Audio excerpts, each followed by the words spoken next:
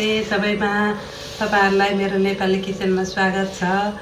आज म सुजीबाट बन्ने लालमोहन बनाउन गइरहेको छु। लागि चाहिने सामग्रीहरू यहाँ मैले लिएकी छु साथीहरु।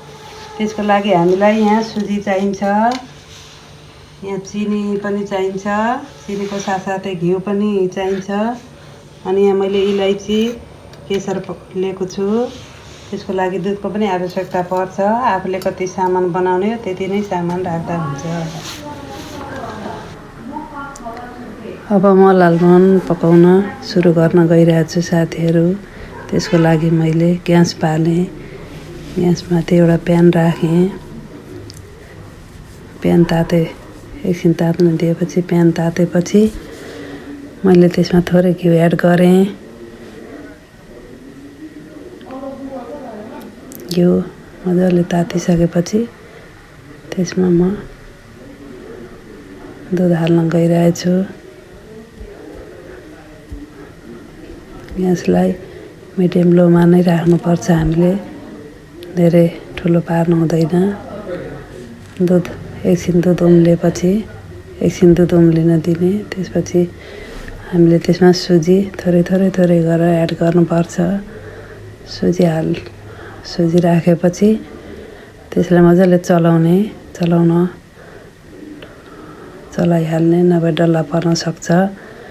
थोरै सुजी हाल्दै चलाउने, ग्यासलाई सानो पारेर नै राख्ने। सुजी हाल्दै चलाउँदै गर्ने, मजाले चलाउने, नभए डल्ला पर्न सक्छ। यतिको सुजी हेर्नुहोस्, हाम्रो सुजी यतिको भइसकेको छ।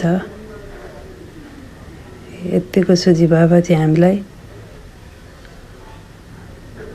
लालमोहन पकाउन रेडी भयो। त्यसपछि मैले त्यो पिठोलाई एकछिन रेस्ट गर्न राखेँ। यता म चास्नी बनाउँदै छु साथीहरु। चास्नी बनाउनको लागि मैले 1 बटुका चिनी हालेँ। 1 बटुका चिनी 2 बटुका पानी हालेर म यसलाई सानो ग्यासमा बनाउँदै छु।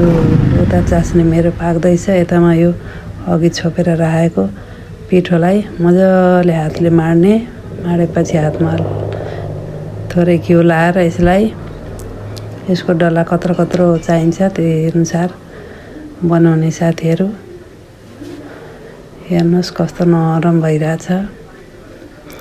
त्यसपछि हामीले त्यो पकाउनको लागि त्यो प्यानमा तेल राखेर तताउँदै छु।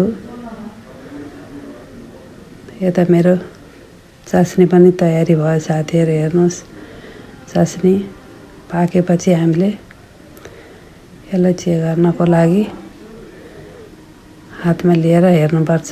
च्याप भएपछि हाम्रो यो चास्नी रेडी भयो। यो चास्नीलाई छोपेर राखेँ मैले। त्यसपछि यो तेल पनि तातिसकेको छ। त्यसमा यो लालमोहन फ्राई गर्न गइरहेको छु। यो ग्यासलाई चाहिँ हामीले सानो पारेर नै राख्नुपर्छ। ठुलो पार्यो भने छिट्टै डढ्छ र भित्रसम्म पाक्न पाउँदैन। ल हेर्नुहोस् यो लालमोहन यतिको राम्रो कलर भएपछि हामीले यसलाई झिकेर एउटा भाँडामा राख्नु पर्दछ। एउटा भाँडामा झिकेर राखेपछि यता चास्नी अघि सेलाएको थियो, त्यो चास्नीलाई म फेरि तातो गरेर यो लालमोहन चास्नीमा हालिदिँदैछु साथीहरु। यो चास्नीमा हालेपछि हामीले यसलाई 2-3 घण्टा भिज्नको लागि छोपेर राखिदिनु पर्छ। एउटा ठुलो भाँडामा लालमोहन खानको लागि रेडी भयो साथीहरु।